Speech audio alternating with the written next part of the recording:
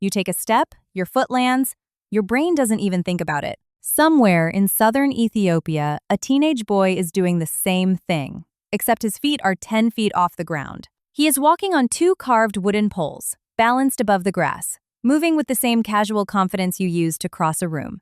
Tourists film him. They call it a stunt. They call it a trick. But the real answer is far stranger. This isn't a trick. It's a memory.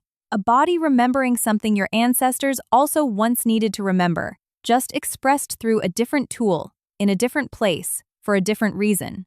And by the end of this, you'll understand why a community in the Lower Omo Valley climbs into the air on purpose, and why the reason has almost nothing to do with what it looks like. The Banna people live in southwestern Ethiopia, between the Waito and Omo rivers. There are around 50,000 of them. They herd cattle, they farm, they hunt and gather in the dry season when the land gives less. And among the young men, there is a skill that separates boys from something else entirely. Walking on stilts that tower over the tall grass, sometimes reaching 10 feet high. Ask why, and the first answer is almost always the same. Snakes.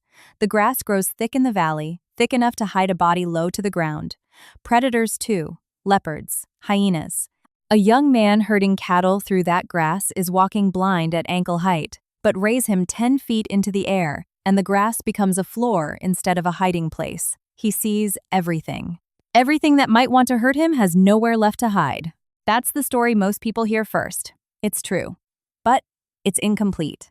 Here's what almost nobody notices. Humans have solved this exact problem before, in wildly different places, without ever meeting each other. In parts of southwestern France, farmers in the marshy Landes region strapped themselves to stilts in the 1800s to cross flooded, uneven ground while tending sheep. In parts of Papua New Guinea, stilt houses lift entire villages above flood-prone earth and animal threats alike. Different continents, different centuries. Same solution. Arrived at, independently, over and over.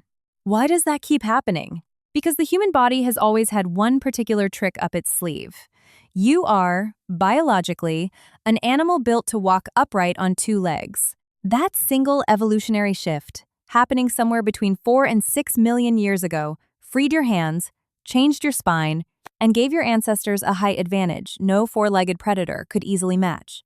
Researcher Owen Lovejoy, whose work on early hominin locomotion helped reshape how scientists understand bipedalism, argued that walking upright wasn't just about seeing over grass. It restructured how your ancestors moved through the world, how far they could travel, what they could carry, what they could watch for while doing it.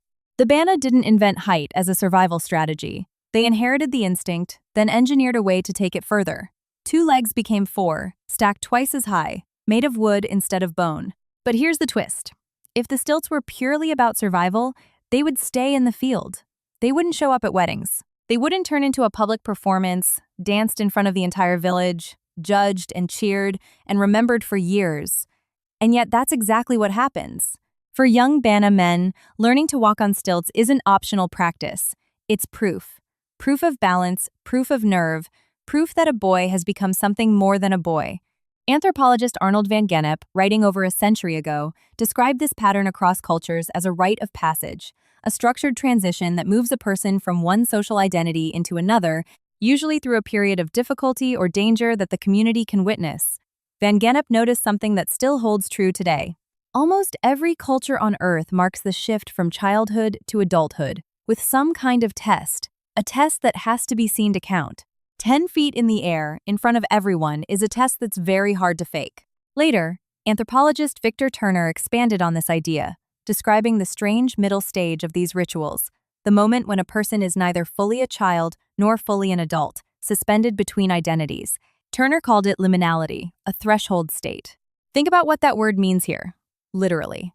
The Banna boy on stilts is suspended, physically above the ground he came from, not yet standing fully in his new role, held in the air until the community decides he's earned the right to come back down changed. It's almost too perfect. The ritual doesn't just symbolize the transition, it performs it in the most literal way a human body can. There's a deeper reason this kind of costly, difficult public display shows up again and again across human history.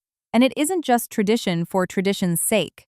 Researcher Joseph Henrich, who studies how culture and evolution shape each other, has pointed to something called costly signaling. The idea is simple once you hear it. When something is hard to fake, expensive to learn, or risky to attempt, succeeding at it tells everyone watching something true about you. Anyone can claim to be brave.